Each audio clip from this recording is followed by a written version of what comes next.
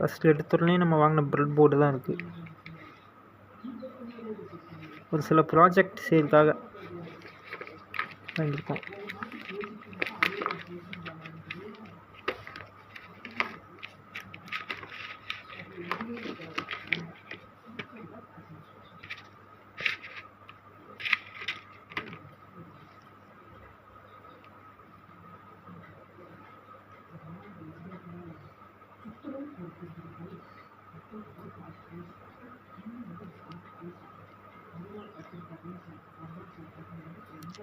இதோட யூஸ் என்னன்னு அப்புறம் ஒரு வீடியோ போடுங்க நண்பர்களே.